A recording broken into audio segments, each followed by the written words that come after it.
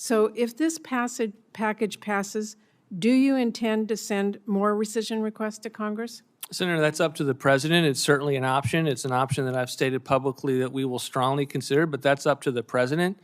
And it's, we will take that on a week-by-week basis. But there is more, honestly, than $9.4 billion that we've identified.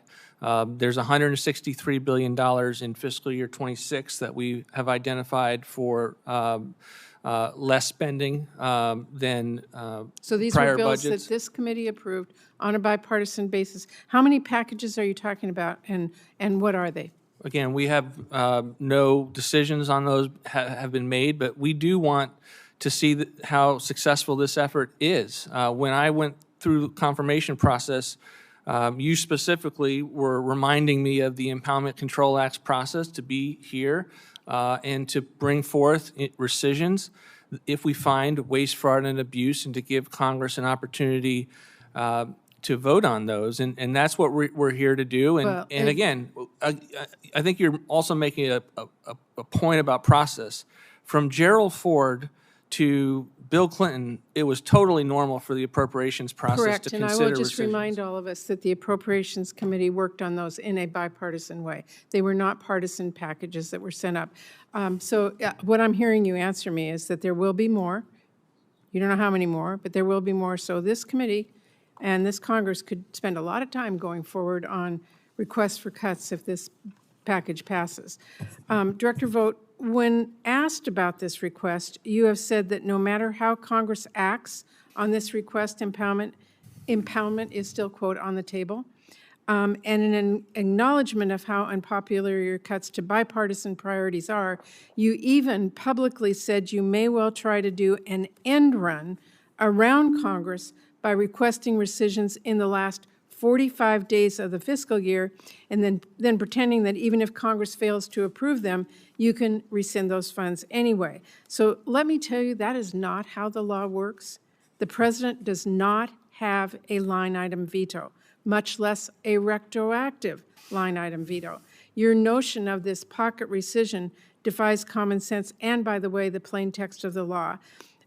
Director Vogt, will you commit to this committee that you will not attempt to do an end run around Congress with this so-called pocket rescission, something members on both sides of this dais have made clear is outright illegal?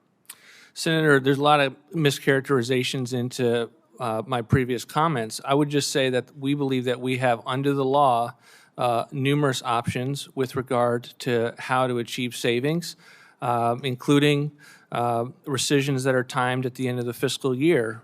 General Accounting Office has articulated that earlier in the life of the Impoundment Control Act. This should be a yes or no, and what I hear you is all kinds of word salad to make sure that you are letting us know that you intend to do things that are outside the intent of the law.